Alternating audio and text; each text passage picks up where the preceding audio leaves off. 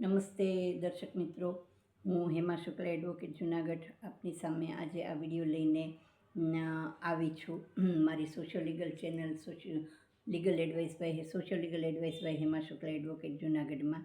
મિત્રો, મેઘો જામ્યો છે અને વાતાવરણ સરસ બની ગયું છે. પાણીની તકલીફ છે એ પણ દૂર થઈ છે અને પાક વગેરેમાં પણ ઈશ્વર આપણને ભેટ આપી રહ્યો છે. એ પ્રસંગે આપણે ઈશ્વર તો આપણને બિચારો ઘણું આપે છે ને ખૂબ દયાળુ છે, પણ આપણે અત્યારે વાત કરવાની છે એ નીચેવાળાની વાત કરવાની છે, એ વહીવટદારોની વાત કરવાની છે, એ અધિકારીઓની વાત કરવાની છે, કોન્ટ્રાક્ટરોની વાત કરવાની છે, કર્મચારીઓની વાત કરવાની છે, જેને માટે આજે આપણે અહીંયા આ વિડીયો લઈને આવ્યા છીએ. એટલે હવે મિત્રો, 2 દિવસ પહેલાંના ગુજરાત સમાચારમાં જૂનાગઢના એક ન્યૂઝ હતા. એની હેડલાઇન કંઈક આવી હતી કે બાઇક ખાડામાં પડવાથી કંપારીજનક દ્રશ્યોથી જૂનાગઢ મનપાની આબરૂ ગઈ. દંપતી માંડ બચ્યું. કોન્ટ્રાક્ટર અને સુપરવિઝન અને કંપનીને નજીવો દંડ. હવે મિત્રો, પહેલી વાત એ કે બહુ હસવું એટલા માટે આવ્યું કે જૂનાગઢ મનપાની આબરૂ ગઈ. હવે આબરૂ એની જ જાય કે જેની આબરૂ હોય. આ જૂનાગઢ મનપાની બધે પણ આ જ પરિસ્થિતિ છે, પણ જૂનાગઢ મનપાની આબરૂ કોઈ દિવસ હતી જ નહીં, એટલે જવાનો પ્રશ્ન જ નથી. અને બીજી વાત ખાસ કરીને એ છે કે એટલે પણ જે રોડ રસ્તાની ઘણા વખતથી ઘણી જગ્યાએ એકદમ જ રાડારાડ છે, તો એને માટે પ્રજા પણ એટલી જ જવાબદાર છે. એટલે કારણ કે આપણે ટેક્સ પેયર પ્રજા છીએ, આપણે આને માટેના પૂરતા ટેક્સને બધું ભરીએ છીએ.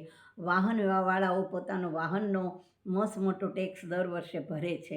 એટલે તો આવા શારીરિક, માનસિક અને આર્થિક તમામ નુકસાન માટે તાત્કાલિક કમિશનર છે, કોર્પોરેટર છે, કોન્ટ્રાક્ટર છે, આ બધા ઉપર એન્જિનિયર છે, આ બધાની સામે હું બૂમો પાડીને કહું છું કે એની સામે તાત્કાલિક કાનૂની પગલાં લેવાવા જોઈએ. એની ફરજમાં બેદરકારી, ગુનાહિત બેદરકારી છે એને માટે, તમને થયેલા નુકસાન માટે, આ બધા માટે ફોજદારી અને દીવાની પગલાં આવા લોકો માટે લેવાવા જ જોઈએ. 2 વર્ષ પહેલાં જ્યારે જૂનાગઢના ઘરોમાં બધે પાણી ઘૂસી ગયા અને બધી ઘરવખરી નાશ પામી અને લોકો બેઘર થઈ ગયા, ત્યારે પણ મેં આ વાત બૂમો પાડીને કહેલી હતી અને લખેલી હતી કે માત્ર બૂમો પાડીને ન રહો, માત્ર ધારાસભ્યને ખખડાવવાથી કે રોવાથી કે એનાથી કોઈ ફાયદો નથી, વિડીયો બનાવવાથી કે એનાથી. સામટી સંખ્યામાં આવા પહેલાં સામે કન્ઝ્યુમર ફોરમમાં કેસો દાખલ કરો. ક્રિમિનલ નેગ્લિજન્સ માટે એની સામે ફોજદારી ફરિયાદ ડાયરેક્ટ કોર્ટમાં દાખલ કરો, કારણ કે પોલીસ આમાંની એક જ છે. પોલીસ તમારી ફરિયાદ લેવાની નથી, એટલે એવો ખોટો ટાઈમ બગાડ્યા સિવાય સીધી કોર્ટમાં ફરિયાદો દાખલ કરો. ચાહે તો પોલીસમાં પણ FIR આપો. 100, 200, 500 દરેક ગામમાંથી આવી ફરિયાદો, આવા કેસો અને આ બધું દાખલ થઈ જશે તો ગવર્મેન્ટ જશે ક્યાં, તંત્ર જશે ક્યાં? કોર્ટના ધક્કા ખાતા થઈ જશે. એમાંથી 2-5 અપવાદરૂપ કેસોમાં તો ધારો કે સજા પણ મળશે, કે એની જવાબદારી પણ ઠરશે, કે એની સામે હુકમનામા પણ થશે. આ બધા છે ને એ લાતના ભૂત છે, આ વાતથી નહીં માને. હવે આવેદનપત્રનો ને ધરણા કરવાનો ને હવે આ બધો સમય નથી મિત્રો, કારણ કે તે વખતના શાસકો જુદા હતા, તે વખતના અધિકારીઓ જુદા હતા, તે વખતનું વહીવટીતંત્ર જુદું હતું. હવે આ તો છે ને તે સોટી મારે ચમચમ ને વિદ્યા આવે રમઝમ, એ માયલા બધા છે, ગવર્મેન્ટથી માંડીને વહીવટીતંત્ર સુધીના, કોન્ટ્રાક્ટરો, એન્જિનિયરો, સર્વેયરો સુધીના બધા જ. એટલે આમાં એની સામે હવે કોર્ટ પણ વિચારતી થઈ જશે, હાઈકોર્ટ પણ વિચારશે, સુપ્રીમ કોર્ટ પણ વિચારશે. દરેક ગામમાંથી 500 આવી ફોજદારી અને દીવાની ફરિયાદો, કેસો ને કન્ઝ્યુમર કેસો દાખલ થઈ જશે. આ હું મારા પ્રોફેશન માટે નથી કહેતી. મારી ઉંમર હવે 69 વર્ષની છે. મેં વકીલાત 45 વર્ષ કરી દીધી છે. મેં વકીલાત પણ હવે બહુ ઓછી કરી નાખી છે અને લગભગ મૂકી દીધી છે. એટલે મને રોકો કે મારા મારફત આ કરો કે મારી કમાણી મારફત હું નથી કહેતી, પણ જ્યાં સુધી આવું નહીં કરો ત્યાં સુધી તમારું, મારી સોસાયટીના રસ્તાઓ માટે મેં કન્ઝ્યુમર ફોરમમાં, મ્યુનિસિપલ કોર્પોરેશન સામે હું ફરિયાદ કરવાની છું. મારી ફરિયાદ તૈયાર છે, આવતા વીકમાં દાખલ થઈ જશે.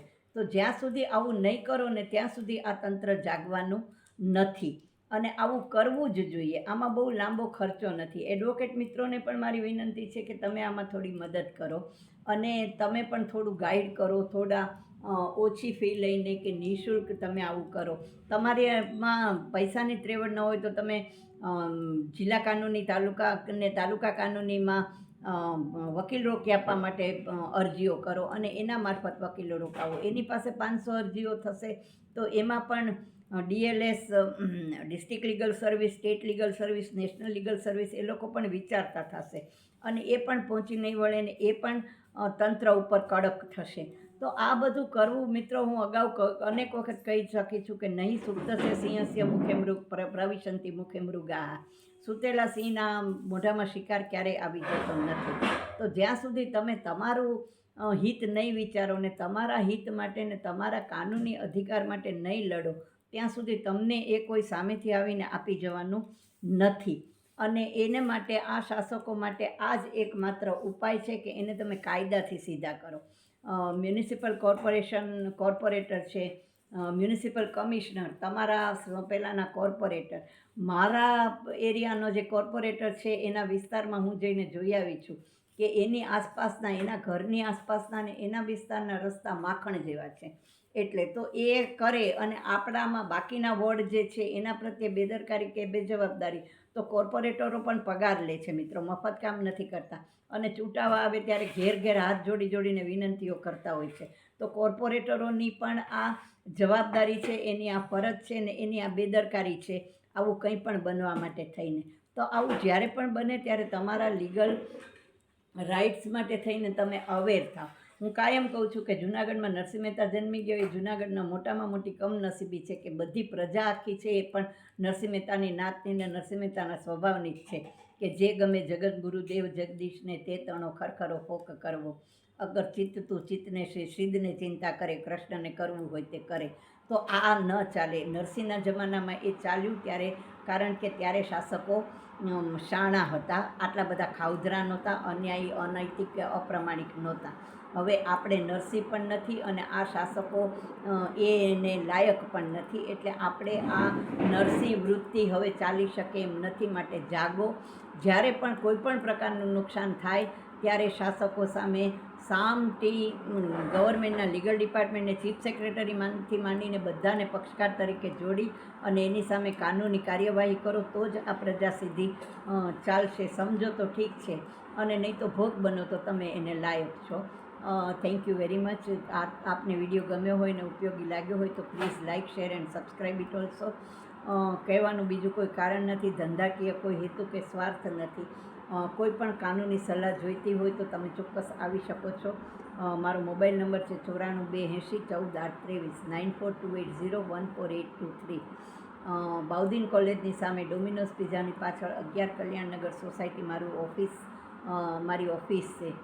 ત્યાં મારો રૂબરૂ પણ સંપર્ક કરી શકો છો. પણ જાગો અને આ અધિકારીઓ, કર્મચારીઓ, તંત્ર, સરકાર એની સામે કાનૂની પગલાં લો તો જ તમને આમાંથી કંઈક પણ રાહ. તમારા રોડ રસ્તા ન બનેલા હોય, મહિનાઓથી ન બનતા હોય, કાર્યવાહી સરખી થતી ન હોય, આના ફોટોગ્રાફ્સ રાખો, આના પુરાવાઓ રાખો, એના કોન્ટ્રાક્ટરો અંગે માહિતી મેળવો, RTIની સામટી અરજીઓ દાખલ કરો કોર્પોરેશનમાં.